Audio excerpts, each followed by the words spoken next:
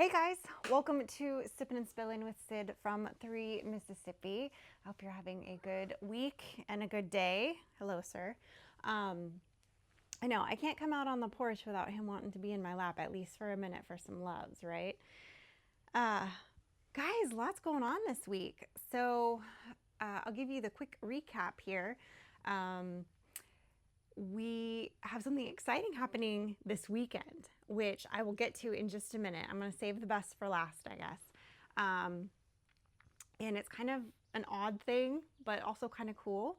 So, yeah, it's kind of neat. But anyway, we processed all those birds, Frankie and I, last week and got them all to winter camp. I had my one gosling that hatched out that I am 99.9% sure is a Sebastopol Roman tufted cross. I had separated Roderick from the girls, but there was an accident and I caught him in the act. So anyway, needless to say, I inspected this gosling very carefully and I was like, it's pretty sure it's a cross.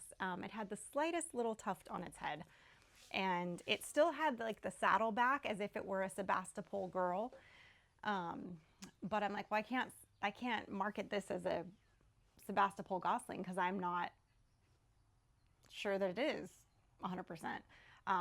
So anyway, I had posted it and didn't get any nibbles, but also the algorithm was being kind of weird.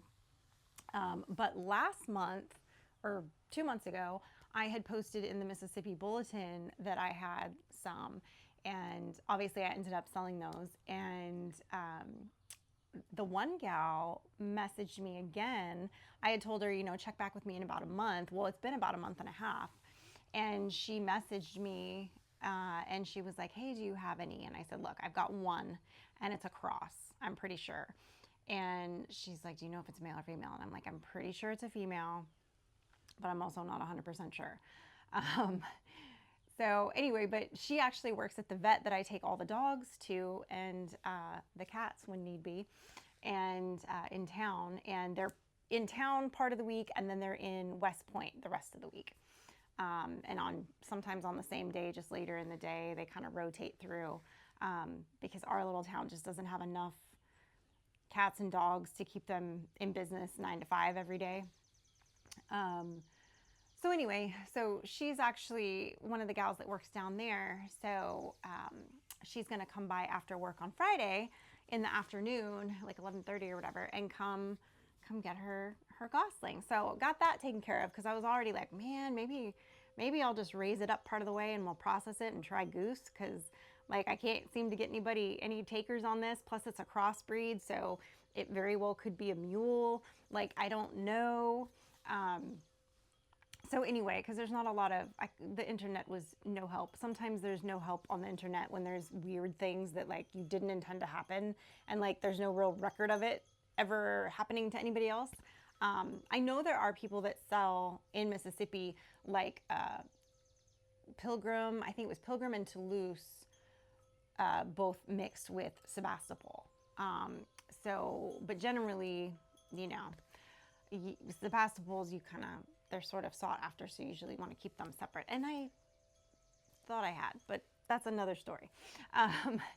So I moved all the second batch of meat birds out to the tractor as well last week after we processed, and they've been hopping along, with the exception of one hen that when we were processing, she escaped and our neighbor's guineas were in the yard, and this hen just like took off with the guineas.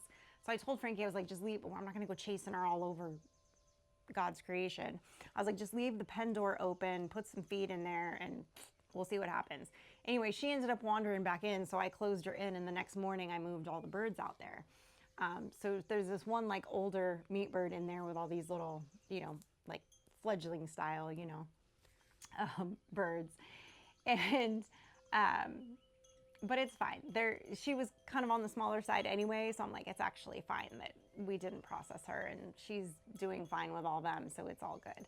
I cleaned out the brooder today. It's been on my list for a couple of days, the half that had the meat birds in it, because I have runner ducks coming next week at some point, and I was like, man, I got to get this cleaned out. And like I had fallen at church, I told you guys, and it kind of jacked up my hip and back situation. And so the idea of shoveling that out was like not appealing in any way, shape, or form.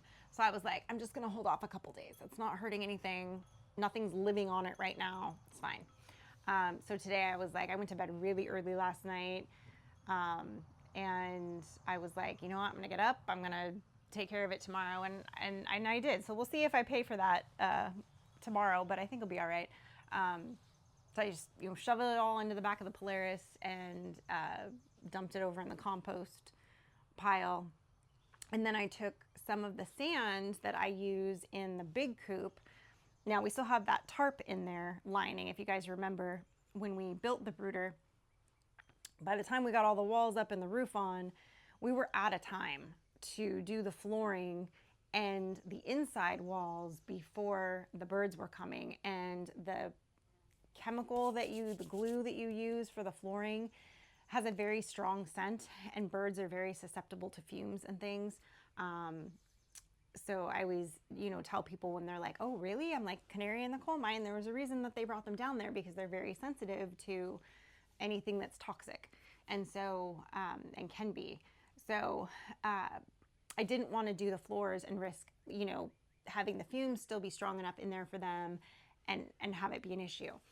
So we basically put a tarp on the inside, and I just put the shavings in, and I had wanted to put the sand, and Mike was like, no, because whatever. Well, after a few rounds of shoveling this out and refilling it for different rounds of birds, mind you, which I didn't realize at the time because I wasn't involved in this process, the door that he put on the brooder is about this wide. It's not the length, not the width of a normal door. So, and the only shovel that really works to get in there to get the old pine shavings out is like a snow shovel, that big wide flat snow shovel, and it's about as wide as that door. So trying to step over the barriers in the brooder that we've built and shovel it out is an absolute twisting, balancing nightmare. And I was like, I can't fathom doing this one more time, because when this round of birds is done, these runner ducks are done, the brooder's closed for the season. And it would have been closed for the season pretty much after I got rid of this gosling if I didn't have the runner ducks coming. Which you remember was actually a glitch I had when I was messing with all my orders to try to line up when my shipments would arrive. I accidentally never canceled this order, and then I got the notification that it billed, and I was like, oh, whoops. So it was too late to do anything about it. I mean, I probably could have called them and whatever, but it was 100% my fault, not theirs. So I was like, you know what? It actually works out, because I had ended up losing those runner ducks. So I thought, that's fine. We'll try again. And this time I'll leave them in the brooder until they're like huge and they can't like walk through the netting. So I went ahead, and on the big side of the brooder, I went ahead and cleaned it out, and I had 4 bags of sand from when I did the coop and put it in there.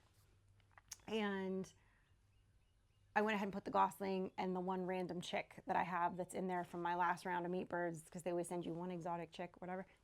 I think it's an Americana, I'm pretty sure. And I also think it's a rooster. And the last exotic chick I got was also a rooster, but it was a barred rock. So anyway, it'd be nice if they told you what you were getting, but it's also kind of a fun guessing game. So, and the one that I had that from the last time is also a rooster that's out in the yard. It's like right now it's my only rooster that's of age. The other one is, juvenile, but it started crowing that little teenage crow that they do. Anyway, so, and I'm pretty sure this one's a rooster too, but that's fine, because I do have some Americana girls. And well, I have one, well, no, I'm sorry, did I say Americana? I meant Easter egger. I have one Easter egger girl, and I'm pretty sure this guy's an Easter egger. Sometimes I say the wrong one, but you guys know what I mean. Puffy cheek? No puffy cheek. Um, anyway, so I went ahead and put the sand in there because I was like, now I can scoop it like I do in there, and I can keep it cleaner more easily, because the ducks was a nightmare with pine shavings. I mean, it didn't matter how high up I put their water, how little or how much water I gave them. It was a sopping mess of pine shavings by the time, the end of the day rolled around. So I was like, I have to have a more efficient way to do this if I'm going to keep them in there longer. Um, so I have a game plan with the sand and with the how I'm doing the water this go round. So I think I'll be successful with that. We're hoping.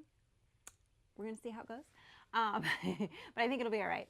And then when they're out, then we will obviously rip out the lining that we put down, the tarp, and it'll be time, we can do the floors and the ceiling, or the walls rather, and get that done before, next year. And it'll be easier to empty it, because I won't have to shovel it out. I'll just be able to, like, for the most part, I mean, I'll have to shovel some of it out, but I'll be able to just kind of and take it out, which will be nice. Be a lot easier, because I can have somebody, here, you take this end, you walk that way, and I walk this way, and we get it all out. So it'll be a lot more better, I think. So we'll see how this does with them. I don't see why it wouldn't work just as well as it does in the main coop. I shouldn't have any issues with it.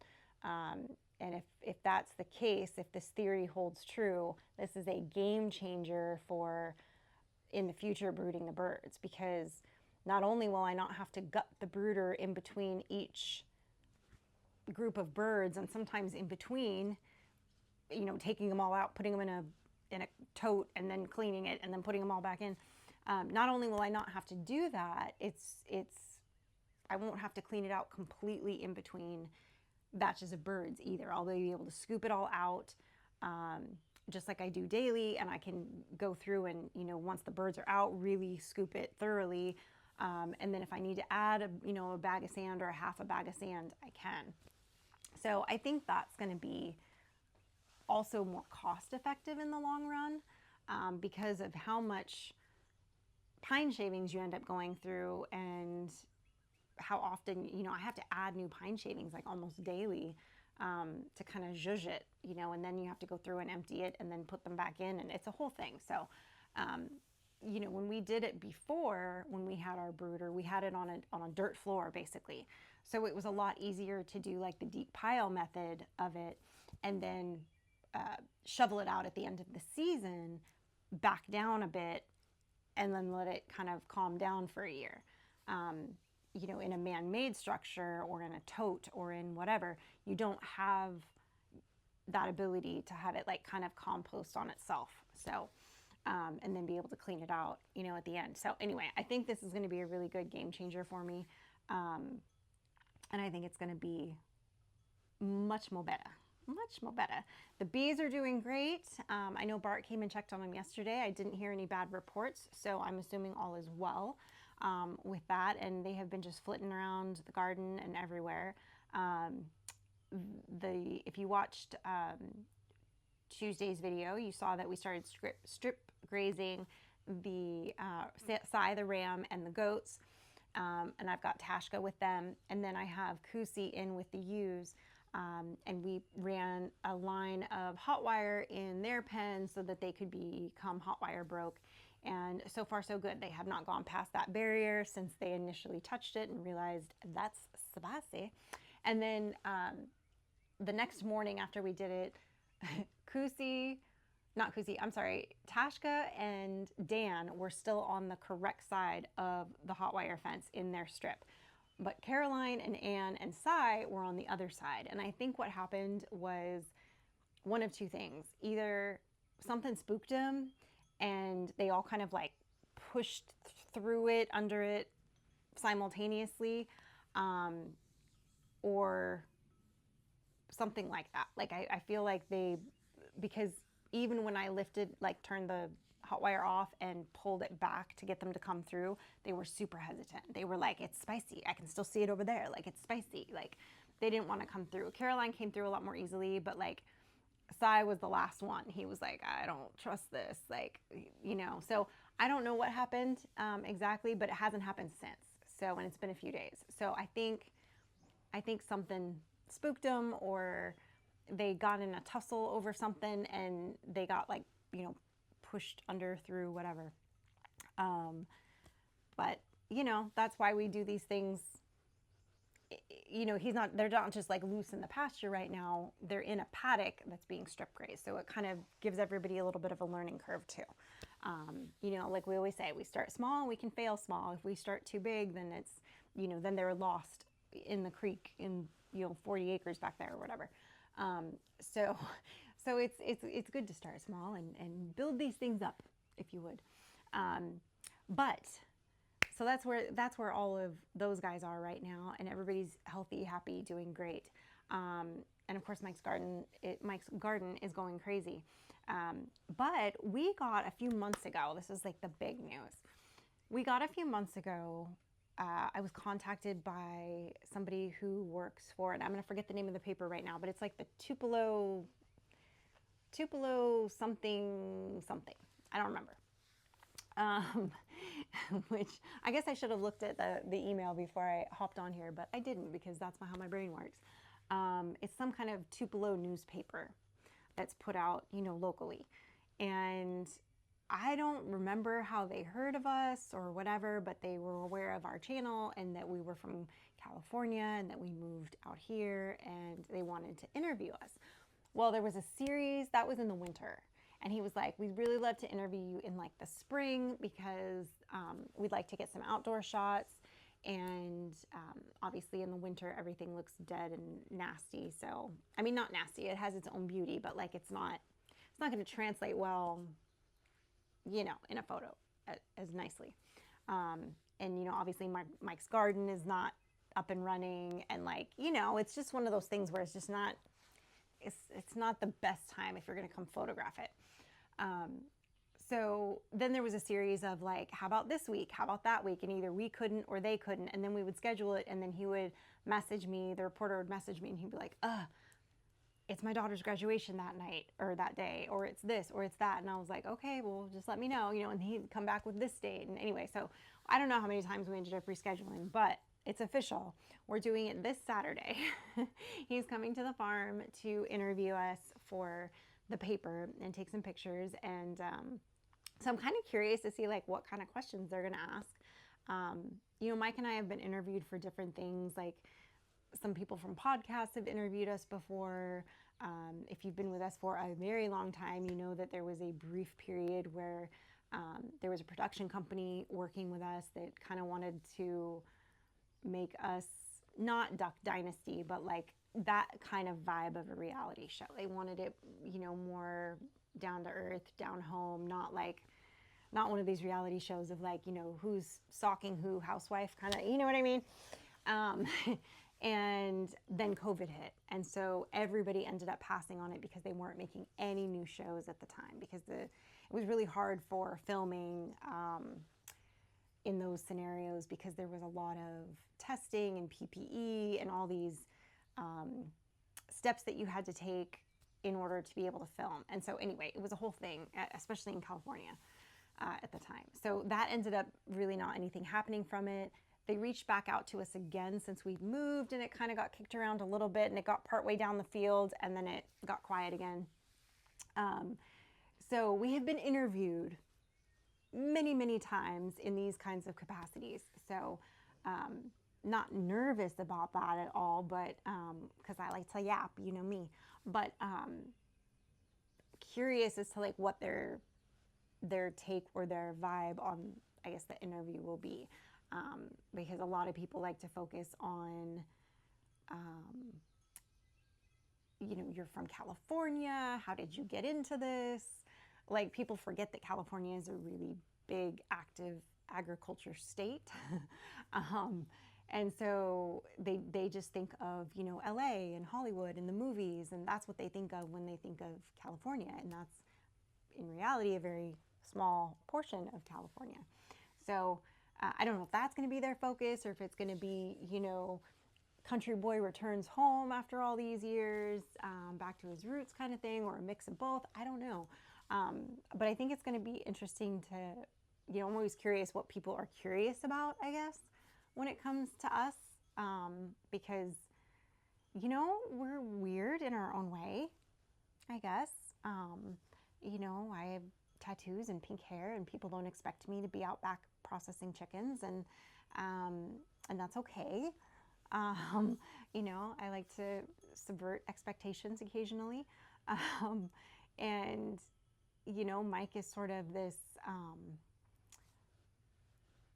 old vet now, I guess. And, you know, but when I met him, he was this musician, this rock and roll star, you know. He was very different when I first met him. And so, I don't know, it's just always interesting to me what people find curious about he and I, because we do have like a weird dynamic, I guess, in a way sometimes. A lot of people are like, oh man, you guys are such opposites, and we are in a lot of ways, but we're also very similar, I think, in the ways that matter, and then also the way our sense of humor is. Like, I think we make each other laugh a lot. Sometimes he's laughing at me, but we do make each other laugh quite frequently. So I'm sorry, I keep scratching because I got ate up the other day when I was outside working. I didn't put anything on or spray, and so I've got like a welt right here, and then I've got like welts right here, and they're driving me insane. But anyway, so that's going to be on Saturday. I have no idea when it will come out, or whatever, but maybe I'll share that with you guys on another Sippin' and Spillin' when it finally does come out. And I'll let you guys know how it goes, of course, next week. But it should be interesting. It should be interesting. And we'll see. So good news, got the Gosling sold. They've got the farmer's market again this weekend, on Saturday. And depending, well, we'll see. I think not this Saturday, but I think next Saturday I may go with them to the farmer's market so I can film some of it, because that will also be kind of the height of the farmer's market season, is, you know, getting into, you know, further into June. So there'll be more vendors, there'll be more things to see and showcase, I guess, on it, and kind of show a little bit of what it's like there. Typically I don't go because they leave here, they have to be there at 6 a.m. And then they're there until like 11. So that's like my morning chore time, you know? And animals get cranky when you don't feed them. So I don't know, I might get up at the wee crack of dawn and feed them all very, very early and have them all very confused, or I might come back to really mad animals and feed them later. Or I might take a separate car and just stay for a little while and then come home and feed them. We'll see. I haven't worked out the details, but I may do it. So anyway, guys, that's what's going on. I appreciate you as always. Don't forget, if you didn't watch Tuesday's video, make sure you go back and watch that. It's our hot wire and honeybees video. Anyway, appreciate you guys as always. Stay blessed, and remember, safety's off.